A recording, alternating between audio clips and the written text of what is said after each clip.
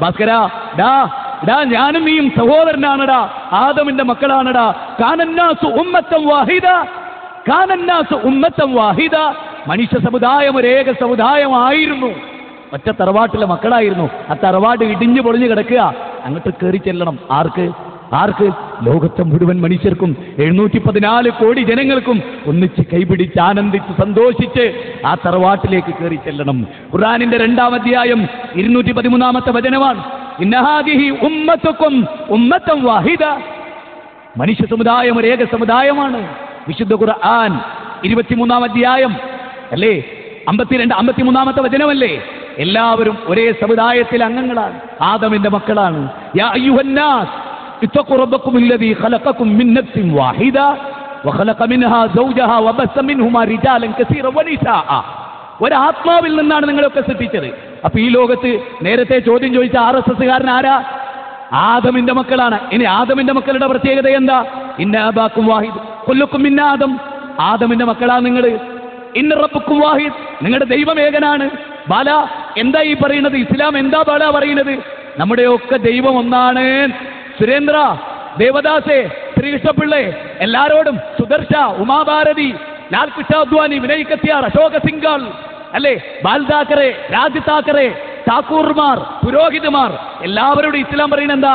നമ്മളൊക്കെ ഏകോദര സഹോദരങ്ങളാണ്, ആദമിന്റെ മക്കളാണ്. ബാന്ധവ മാനവ സർവേ സ്വദേശാ ഭുവനത്രയം. ലോകമാണ് തറവാട്, വസുദൈവ കുടുംബകം. ഈ സിദ്ധാന്തത്തിനാണോ തീവ്രത എന്ന് പറയുന്നത്? ഇതിനാണോ ഭീകരവാദം എന്ന് പറയുന്നത്? എങ്കിൽ ലോകത്തിലെ ഏറ്റവും വലിയ ഭീകരവാദി അത് പടച്ചോനാ.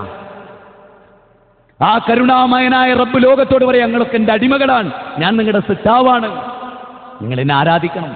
വർഗീയതയില്ല, വിഭാഗീയതയില്ല, ഇല്ല. അതുകൊണ്ടല്ലേ ഖുർആനിലെ 114-ാമത്തെ അധ്യായം അന്നാസായത്? മാസ് പീപ്പിൾ ഖുൽ അഊദു ബിറബ്ബിൻ നാസ്. പറയുക, മനുഷ്യരുടെ ദൈവമേ, ഞാൻ നിന്നോട് അഭയം തേടുന്നു. മനുഷ്യരുടെ രാജാതിരാജ, ഞാൻ നിന്നോട് അഭയം തേടുന്നു. അല്ലേ? ത്വമേകം ശരണ്യം ത്വമേകം വരണ്യം ത്വമേകം ജഗത്കാരണം വിശ്വരൂപം ത്വമേകം ജഗത് കർത്തൃ പാതൃ പ്രഹർത്തൃ ത്വമേകം പരം നിശ്ചലം നിർവികൽപം. എന്താ അതിന്റെ അർത്ഥം? ത്വമേകം ശരണ്യം, എന്റെ പ്രാർത്ഥനകൾ ഏകനായ ദൈവത്തിനാണ് ഞാൻ സമർപ്പിക്കേണ്ടത്. നിന്റെ പ്രാർത്ഥന ഏകനായ ദൈവത്തിനാണ് സമർപ്പിക്കേണ്ടത്. നിന്റെ വഴിപാടുകൾ ഏകനായ ദൈവത്തിനാണ് സമർപ്പിക്കേണ്ടത്. ആ ദൈവം എങ്ങനെയുള്ളവനാണ്? ഉള്ളാളത്ത് പ്രതിഷ്ഠിച്ച ദൈവമല്ല, ഗുരുവായൂർ പ്രതിഷ്ഠിച്ച ദൈവമല്ല.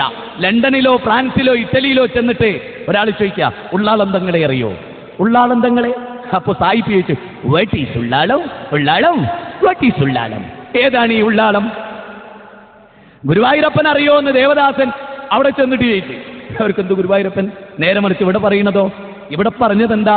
ത്വമേകം ജഗത്കാരണം വിശ്വരൂപം. അല്ലേ?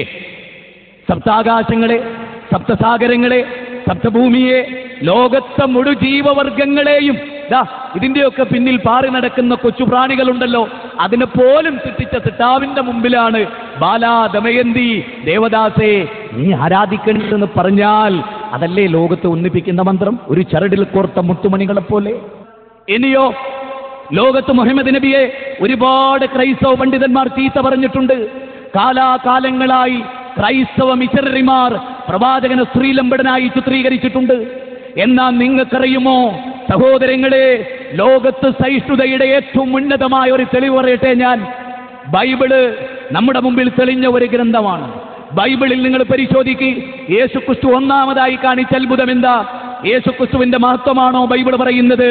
യേശുക്രിസ്തുവിനെ കള്ളു വിളമ്പിയ സപ്ലൈറായിട്ടാണോ ബൈബിൾ പറയുന്നത്? അവിടെ ഞാനൊരു ഗൗരവമായ കാര്യം പറയും. ബൈബിളിൽ യേശുക്രിസ്തുവിന്റെ മഹത്വം പരിശോധിച്ചാൽ ഒന്നാമത്തെ മഹത്വം, കാനായിലെ കല്യാണ വിരുന്നിൽ പച്ചവെള്ളം മദ്യമാക്കി മുമ്പവർ കുടിച്ചതിനേക്കാൾ സ്ട്രോങ് മദ്യം കൊടുത്ത് അവരെ കൂടുതൽ ഉന്മത്തരാക്കി എന്ന് പറയുന്ന യഹൂദ റബ്ബിമാരുടെ കൈകടത്തലുകൾക്ക് വിധേയമായ, നോക്കൂ, വിശുദ്ധ ഖുർആൻ പറയുന്ന പോലെ വവൈലുൽ ലില്ലദീന യക്തുബൂനൽ കിതാബ ബിഐദീഹിം ثم يقولون هذا من عند الله ليشتروا به ثمنا قليلا وويل لهم مما كتبت أيديهم وويل لهم مما يكسبون.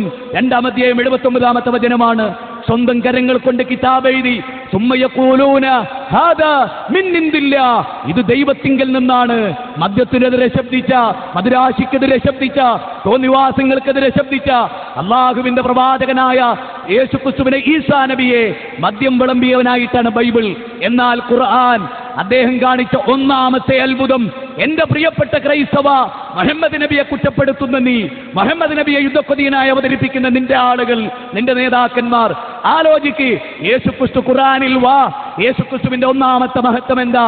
ജൂതന്മാർ യേശുക്രിസ്തുവിനെ വിളിച്ചു പേച്ച സന്തതി, ജാരസന്തതി, യാ ഉഖ്ത ഹാറൂൻ, ഹാറൂനിന്റെ സഹോദരി, നീ പിഴച്ചു പോയല്ലോ എന്ന് മറിയം ബീവിയെ കുറിച്ച് ജൂതന്മാർ പറഞ്ഞപ്പോ ഖുർആൻ പറയുന്നത് എന്താണെന്നറിയുമോ? യേശുക്രിസ്തു തൊട്ടിലിൽ കിടന്ന് സംസാരിച്ചു, ഇന്നി അബ്ദുല്ലാഹ് ആതാനിയൽ കിതാബ വജഅലനി നബിയ്യ, ഞാൻ നബിയാണ്, എനിക്ക് കിതാബുണ്ട്, എന്റെ മാതാവ് പരിശുദ്ധയാണ്. 43 സ്ഥലത്ത് മറിയം ബീവിയുടെ പേര് പറഞ്ഞ ഖുർആനോ 2 സ്ഥലത്ത് മാത്രം, അതും ചില സ്ഥലത്ത് മോശമായി പരാമർശിച്ച ബൈബിളോ മറിയമിന്റെ കൂടെയും മാനവൈക്യത്തിന്റെ കൂടെയും നിന്നത്. 19-ാമത്തെ അധ്യായം തന്നെ ഖുർആനിൽ സൂറത്ത് മറിയം, ഇന്നല്ലാഹ ഇസ്തഫാകി വതഹറകി വസ്തഫാകി അലാ നിസാഇൽ ആലമീൻ. ആനി ബസൻ, അമറുൽ ബ്രിത്താൻ ആനി ബസന്റ്, ഇന്ത്യയുടെ വാനമ്പാടിയായ സരോജിനി നായിഡു, ഇവർ രണ്ടുപേരും പറയുന്ന ഒരു ഭാഗം അറിയോ? ഇസ്ലാം ഖുർആൻ ദൈവികമാണ് എന്നതിന് ഏറ്റവും വലിയ തെളിവ് മുഹമ്മദ് നബി ഏറ്റവും സ്നേഹിച്ച മകൾ ഫാത്തിമയെ, ആ ഫാത്തിമയുടെ പേരിൽ ഖുർആൻ ഒരു അധ്യായമില്ല. നബി ജീവന് തുല്യം സ്നേഹിച്ച ഖദീജയെ, അവരുടെ പേരിൽ ഒരു അധ്യായമില്ല. ഏതൊരു ഖബറിന്റെ സമീപത്തിരുന്ന് വിങ്ങിപ്പൊട്ടി ആ ചുറ്റുപാടുകൾ നബിയുടെ കരച്ചിൽ കൊണ്ട് മുഖരിതമായോ, ആ ആമിന ബീവി എന്ന മാതാവിന്റെ പേര് ഖുർആനിലില്ല. മറിച്ചു മറിയം ബീവിയുടെ പേര് ഇന്നല്ലാഹ ഇസ്തഫാകി വതഹറകി വസ്തഫാകി അലാ നിസാഇൽ ആലമീൻ. ഇത് പഠിപ്പിക്കപ്പെടുമ്പോ ക്രിസ്ത്യാനികളോട് വിരോധമാണോ മുസ്ലിമിന്റെ മനസ്സിൽ എന്ന് മാത്രമല്ല, ലോകത്തുള്ള എല്ലാ ക്രിസ്ത്യാനികളും കൂടി ഒന്നിച്ചിരുന്ന് നബീനെ ചീത്ത വിളിക്കുന്നത് എല്ലാ സ്ക്രീനൂട്ട് ലോക മുസ്ലിമീങ്ങളെ കാണിച്ചാലും യേശുക്രിസ്തുവിനെ ഈമാനുള്ള ഏതെങ്കിലും ഒരു മുസ്ലിം ചീത്ത പറയോ? ഇല്ല. ഞങ്ങളെ പ്രവാചകനെ ചീത്ത പറഞ്ഞു എന്നതുകൊണ്ട് അവരെ ചൊടിപ്പിക്കാൻ യേശുക്രിസ്തുവിനെ ചീത്ത പറയോ? ചീത്ത പറഞ്ഞോ മുസ്ലിമാവോ? ചീത്ത പറഞ്ഞോ മുസ്ലിമാവോ? ഇല്ല. ഉറങ്ങാൻ കിടക്കുമ്പോ എല്ലാ മുസ്ലിങ്ങളും മനസ്സിലാക്കുക, ഇന്ന് പോയിട്ട് ഒന്നെടുത്ത് വലതുഭാഗത്തേക്ക് ചരിഞ്ഞു കിടക്കുമ്പോൾ ചെല്ലാൻ പഠിപ്പിച്ച ചില ആയത്തുകളിൽ ഒരായത്ത് എന്താ? ആമന റസൂല ബിമാ ഉൻസില ഇലൈഹി മിർ റബ്ബിഹി വൽ മുഅ്മിനൂൻ കുല്ലു ആമന ബില്ലാഹി വമലായികതിഹി വകുതുബിഹി വറുസുലി ലാ നുഫർരിഖു ബൈന അഹദിൻ മിർ റസുൽ. ഒരു നബിമാർക്കിടയിൽ ഞങ്ങൾ ഭിന്നത കൽപ്പിക്കുന്നില്ല. മാത്രാണോ? ഞാൻ ലളിതമായൊന്ന് ചോദിച്ചോട്ടെ, മുഹമ്മദ് നബിയുടെ പേര് കേൾക്കുമ്പോൾ ഒരു ക്രിസ്ത്യാനിക്ക് ചൂടാവുകയാണോ ചെയ്യുക? വമ്പിച്ച സ്നേഹം ഉണ്ടാവുകയാണോ ചെയ്യുക? എന്തുകൊണ്ട് അവൻ ഉണ്ടാവണില്ല? പ്രവാചകനെ പറ്റി അവന്റെ മനസ്സിലെ പ്രതിബിംബം അതാണ്, അങ്ങനെ ഉണ്ടാക്കി വെച്ചു. നേരെ മറിച്ച് ഈസാ നബിയുടെ പേര് കേൾക്കുമ്പോൾ ഒരു മുസ്ലിമിന് എന്താ ഉണ്ടാവുക? അങ്ങേയറ്റത്തെ സ്നേഹം. നബിയുടെ ഇടയിൽ ഭിന്നിപ്പുണ്ടാവും? ഉണ്ടാവില്ല എന്ന് മാത്രമല്ല, പ്രാർത്ഥിക്കണവൻ മുസ്ലിം പ്രാർത്ഥിക്കുകയാണ് ജീസസ് ക്രൈസ്റ്റിനെ. ഞാൻ അങ്ങനെ പറയുന്നത് ക്രൈസ്തവർക്ക് മനസ്സിലാവാനാണ്. ക്രൈസ്തവർക്ക് അതുപോലും ക്ലിപ്പിംഗ് കിട്ടു പേരോട്. അത് പറഞ്ഞപ്പോ കണ്ടോ, ഈസാ നബീന്റെ പേര് കേൾക്കുമ്പോൾ സ്വലാത്തെല്ലാനാ പറഞ്ഞ് ജീസസ് ക്രൈസ്റ്റിന്റെ. കണ്ടോ, ക്ഷീരമുള്ളോരകിടിൻ ചുവട്ടിലും ചോര തന്നെ കൊതുകിന് കൗതുകം, അല്ലെ? ക്ഷീരമുള്ളോരകിടിൻ ചുവട്ടിലും ചോര തന്നെ കൊതുകിന് കൗതുകം എന്ന് വെറുതെ പറഞ്ഞല്ല. ആ കൊതുകാരാ? അതാണ് ക്ലിപ്പിങ്ങിന്റെ പേര്, അല്ലേ? ആലോചിച്ചു നോക്കിയേ, ഈ ഇദ്ദേഹത്തിന്റെ ഈസാ നബിയുടെ പേര് കേൾക്കുമ്പോൾ ഒരു മുസ്ലിം പ്രാർത്ഥിക്കണോ? പിന്നല്ലേ ദേഷ്യപ്പെടുക, പണ്ടാരബാഹൻ എന്ന് ചിന്തിക്കുക? ഇങ്ങനത്തെ ഒരു മനസ്സൊരു മുസ്ലിമിനുണ്ടോ? യേശുക്രിസ്തുവിന്റെ പേര് കേട്ടാ മുസ്ലിം ഉടനെ പറയണം അലൈഹിസ്സലാത്തു വസ്സലാം, നാഥാ യേശുക്രിസ്തുവിന് നീ രക്ഷയും സമാധാനവും നൽകണേ. ലോകത്തേതെങ്കിലും ഒരു ക്രിസ്ത്യാനി, ഈ ലോകത്തിലേതെങ്കിലും ഒരു ജൂതൻ മുഹമ്മദ് നബിയുടെ പേര് കേൾക്കുമ്പോൾ പ്രാർത്ഥിക്കുന്നത് പോയിട്ട് നല്ലത് ചിന്തിക്കോ? നല്ലത് ചിന്തിക്കോ? ഇല്ല. അങ്ങനെയുള്ള ഇസ്ലാം ആലിമ്രാനിലൊരു ആയത്തുണ്ട്, നമ്പർ എനിക്ക് ഓർമ്മല്ല. മുസ്ലിങ്ങളെ, നിങ്ങളുടെ കാര്യം അത്ഭുതമാണ്. നിങ്ങൾ അവരെയും അവരുടെ പ്രവാചകന്മാരുടെ വേദത്തെയും വിശ്വസിക്കുന്നു, അവരാകട്ടെ അവരുടെ പ്രവാചകനായ മുഹമ്മദ് നബിയെ തള്ളിക്കളയുന്നുവല്ലോ എന്ന് പറയുന്നൊരു വാചകം വല്ലാത്തതാണ്.